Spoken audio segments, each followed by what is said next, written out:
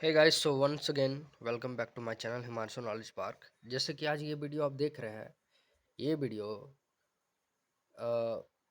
Basically आगामी जो परीक्षा हुई थी, जेएसएससी पीजीटी की जो परीक्षा हुई थी, उससे रिलेटेड मैं ये वीडियो बना रहा हूँ। और चूंकि एग्ज़ाम को कंडक्ट करते हुए अप्रोक्स लगभग 2.5 महीने हो गई है, तो 2.5 महीने नहीं बोलूँगा, 3 महीना पूरे अगर देखा है तो 3 महीना पूरा हो गया है एग्ज़ाम को कंडक्ट किए हुए है। और जैसे कि जेएसएससी वालों ने बोला था कि जेएसएससी पीजीटी का जो रिज़ल्ट है लगभग सेकेंड वीक ऑफ नवंबर तक आ जाना था। और हमने ये भी सुना था कि दिनांक 15 नवंबर यानी कि झारखंड स्थापना दिवस के मौके पर नियुक्ति पत्र बांटे जाएंगे, जो कि नहीं हो पाया। तो अब एक्चुअली क्या हो रहा है कि आखिर एग्ज़ाम में रिज़ल्ट में इतना देरी क्यों है? तो देखिए, बेसिकली क्या हुआ कि अभी नगर पालिका का परीक्षा हुआ।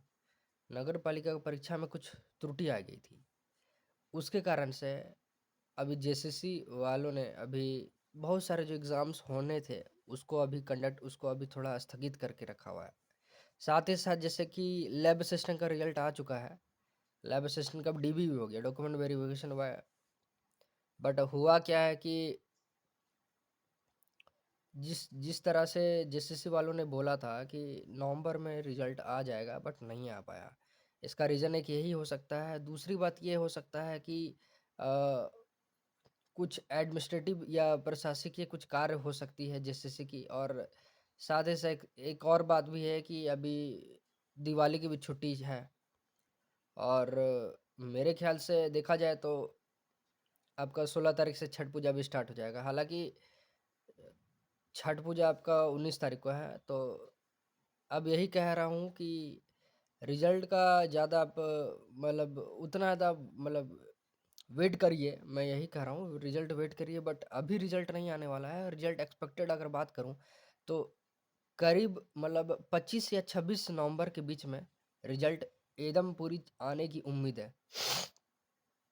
अब देखिए, ऐसा क्यों है कि अ, अभी कुछ हमारे सहपाठियों ने आरटीआई फाइल किया था पीजीटी जेएसएससी पीजीटी की आंसर की को लेकर। तो एक्चुअली उन्होंने रिप्लाई ये दिया है कि रिजल्ट के बाद यानी कि पीजीटी का रिजल्ट के बाद आंसर की जारी कर दिया जाएगा। तो अभी थोड़ा धैर्य बनाकर चले। क्या होगा क्या नहीं होगा वो बाद में देखा जाएगा। फिलहाल आपके पास जो अभी परीक्षा है उससे आप तैयारी करें। जैसे कभी सचिवालय की भी परीक्षा है आपकी दिसंबर में, 16 दिसंबर से एग्ज़ाम है। जो टीचर है, जो बीएड किए हुए हैं, उनके लिए एकलव्य स्कूल का एग्ज़ाम है। साथ ही साथ बीपीएससी टीआरई फेज 2 का भी एग्ज़ाम होने वाला है, जिसमें मैं भी ये बैठने वाला हूँ इस एग्ज़ाम में। तो काफ़ी ज़्यादा मतलब कंपटीशन तो काफ़ी ज़्यादा कड़ा रहेगा, काफ़ी ज़्यादा टक्कर वाला रहेगा। पर मैं यही कहूँगा कि थोड़ा धैर्य बना के चलें, क्योंकि अ, देखा जाए तो अगर अपनी तरह से अगर बात करूँ तो मेरा जो सब्जेक्ट था पीजीटी हिस्ट्री है मेरा। अब जैसे कि आपका अलग-अलग सब्जेक्ट होगा, तो मेरा हिस्ट्री है। तो हिस्ट्री का अगर एनालाइज़ करूँ तो ऑब्वियसली ये बात बोल सकता हूँ कि पिछले बार जो सिलेक्शन हुआ था 2017 में, उस समय जनरल का जो कट ऑफ था वो 107 क्वेश्चंस में बहुत लोग का सिलेक्शन हुआ था, जिसमें बहुत लोग का 105 में भी सिलेक्शन हुआ है। ओबीसी का 105 में सिलेक्शन हुआ था, 107 में सिलेक्शन हुआ था, जनरल का सिलेक्शन हुआ था। बट इस बार का अगर बात करूँ तो क्वेश्चन का लेवल थोड़ा हल्का-सा थोड़ा-सा, अगर 3 फेज़ में अगर एग्ज़ाम की बात करूँ तो 18 जो अगस्त वाला जो एग्ज़ाम था, वो टफ था। वही 19 वाला जो एग्ज़ाम था, और जो रेस्ट जो 27 से 21 तारीख को, मुझे एग्ज़ैक्ट डेट मुझे याद नहीं है। बट जिस दिन मेरा मेरा डेट था, यानी कि मेरा 18 अगस्त को एग्ज़ाम था, उस दिन का अगर बात करूँ तो उस दिन का एग्ज़ाम अगर बोलूँ तो टफ था। क्यों टफ था? इसलिए बोलूँ क्योंकि मॉडर्न हिस्ट्री, वर्ल्ड हिस्ट्री से जो क्वेश्चन था, वो थोड़ा-सा टफ कर दिया गया था। मतलब जो पढ़ा होगा वर्ल्ड हिस्ट्री तो वो ऑब्वियसली बनाया होगा, बट क्वेश्चन ज़्यादातर था इवेंट से क्वेश्चन आया था। कोल्ड वॉर 1 और कोल्ड वॉर 2 का इवेंट से बहुत सारा क्वेश्चन था। Specially disintegration of Soviet union से भी क्वेश्चन आया था।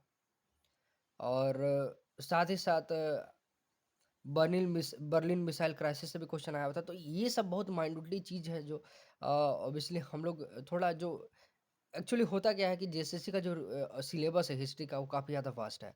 आपको अगर बता दूँ तो यूपीएससी का जो मेंस जो होता है हिस्ट्री का जो उससे भी तगड़ा वाला सिलेबस है इसका। तो आपका एंशिएंट मॉडर्न मेडावल ही करते-करते आपका समय बीत जाएगा। आप वर्ल्ड हिस्ट्री ना पढ़ पाओगे।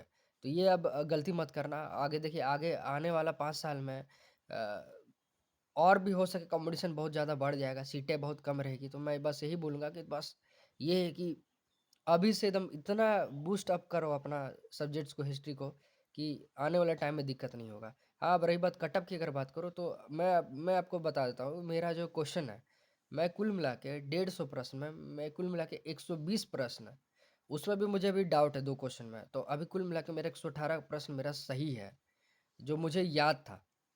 2 प्रश्न मुझे मुझे याद नहीं है कि मैं क्या टिक करके आया हूँ, बट मान के चलता हूँ 120 में लेके चलता हूँ। रेस्ट क्वेश्चन मेरा 30 क्वेश्चन ऑब्वियसली मेरा गलत होगा क्योंकि अ, मैं अदर नेट से और वेब से मैं बहुत सब चेक चेक कर लिया हूँ अपना आंसर की। तो मेरा फाइनल आंसर की मेरा 120 प्रश्न है।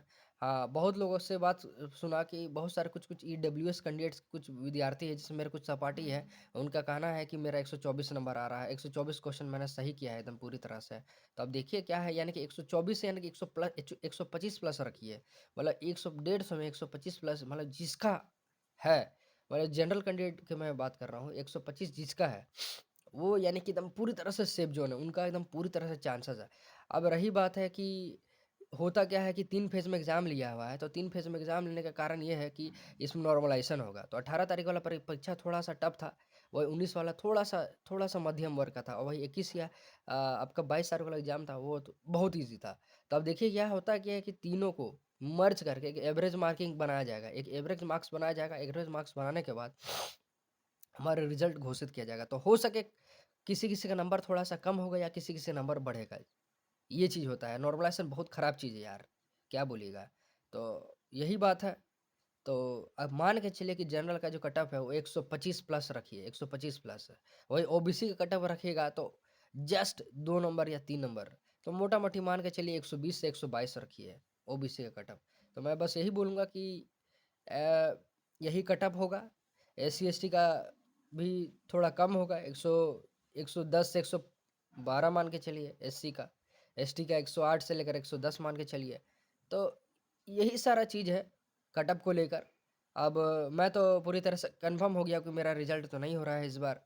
कोई बात नहीं, और थोड़ा मोने मेहनत किया जाएगा। अगले साल थोड़ा और बेटर करके आऊँगा। और साथ ही साथ ये है कि जो कट ऑफ मार्क्स है सॉरी जो आपका जो आंसर की का पब्लिकेशन है ये आरटीआई में ये खुद उन्होंने कहा है, जो सचिव है, तो उन्होंने खुद कहा हुआ है कि अ, रिज़ल्ट घोषित होने के बाद आपका ये आपका कट-ऑफ भी आपका पब्लिश कर दिया जाएगा और साथ ही साथ आंसर की भी आपका पब्लिश कर दिया जाएगा। ये चीज़ है ना? और तीसरी बात डॉक्यूमेंट वेरिफ़िकेशन की अगर बात करूँ तो लैब असिस्टेंट में जिस तरह से डीवी के लिए जो-जो डॉक्यूमेंट्स माँगा गया था आपका मैट्रिक का सर्टिफ़िकेट, आपका 12 का सर्टिफ़िकेट, ग्रेजुएशन का सर्टिफ़िकेट नहीं, प्रोविज़नल नहीं, ओरिजिनल सर्टिफ़िकेट चाहिए। तो ये है कि आपका जो भी सर्टिफ़िकेट आपके पास अगर प्रोविज़नल सर्टिफ़िकेट है, तो हालाँकि वो आपको समय दिया जाएगा आपको। आप जब डीवी कराओगे तो आपको ये समय दिया जाएगा। अगर आपके पास प्रोविज़नल है तो आप दिखा सकते हो, कोई दिक्कत नहीं है। पर अब वही आपको विदिन 1 सप्ताह के अंदर आपको दोबारा आपको अपना ओरिजिनल आपको डॉक्यूमेंट आपको सबमिट करना होगा। तो ये सारा चीज़ है डीवी के लिए और ये सारा चीज़ है पीजीटी रिज़ल्ट के लिए। तो आप थोड़ा धैर्य बना के चलिए, मैं भी थोड़ा धैर्य बना के चल रहा हूँ। अब इतना दिन हो गया है तो अब थोड़ा-सा अब इंतज़ार कर लो। नवंबर एंड तक इंतज़ार कर लो, देखिए क्या होता है। पर यही है कि इतना परेशान होने नहीं है। अगर आप एग्ज़ाम अगर आपका अच्छा गया होगा तो आपका ज़रूर निकलेगा। आपका एग्ज़ाम अगर उतना नहीं अच्छा गया है तो आप कोई बात नहीं है, आप दोबारा मेहनत करिए, है ना? बहुत सारे एग्ज़ाम्स ईएमआरएस की एग्ज़ाम है, ईएमआरएस में लगिए, है ना? तो यही सारा चीज़ है। ये स्नातकोत्तर प्रशिक्षित शिक्षक भर्ती परीक्षा के से रिलेटेड जो ये वीडियो था, ये काफ़ी ज़्यादा महत्वपूर्ण होने वाला है और एक चीज़ मैं बोलूँगा तहे दिल से आपसे प्रार्थना करता हूँ कि ये चैनल चूँकि बहुत साल से बंद था और एक्चुअली क्या था कि मैं भी अपने एग्ज़ाम में लगा हुआ था। अभी भी मैं लगा ही हुआ हूँ एग्ज़ाम भी बीपीएससी फेज़ 2 का जो एग्ज़ाम है मेरा दिसंबर में होने वाला है। तो मैं बस यही बोलूँगा कि बहुत सारी इन्फॉर्मेशंस आपको ये वीडियो में आपको मिलेंगी, है ना? तो प्लीज़ ये चैनल को आप सब्सक्राइब कर लेना, बहुत ही इम्पोर्टेंट है ये वीडियो। ये सभी स्टूडेंट्स के लिए इम्पोर्टेंट है जो पीजीटी की तैयारी कर रहे हैं। हाँ, स्पेशली और एक चीज़ बोलना चाहूँगा, इससे पहले मैं एक और वीडियो डाला था 2 दिन पहले। आप वो वीडियो ज़रूर देखो अगर आप पीजीटी हिस्ट्री की आप तैयारी करते हो। उसमें मैं पूरी फुल डिटेल में सिलेबस में बताया हूँ। साथ ही साथ मैं स्ट्रैटेजी बताया हूँ कि किस तरह से आपको हिस्ट्री पढ़ना है। अंधाधुंध नहीं पढ़ना है आपको। आपको जो स्मार्ट स्टडी करना है, जो आपका सिलेबस में पूछा गया है वही आपको पढ़ना है ना? तो आशा करता हूँ ये वीडियो आपको बहुत पसंद आया हो, बहुत अच्छा लगा होगा और साथ ही साथ आपको भाइयों-बहनों आपको सोहराय पर्व की आपको ढेर सारी बधाइयाँ, ढेर सारी शुभकामनाएँ। तो तब तक के लिए मैं अलविदा लेता हूँ, यहीं मैं अपना वीडियो को विराम करता हूँ। आशा करता हूँ आपको ये वीडियो अच्छा लगा होगा, तो इसे आप सब्सक्राइब करें, शेयर करें, लाइक करें और इसे शेयर ज़रूर करें।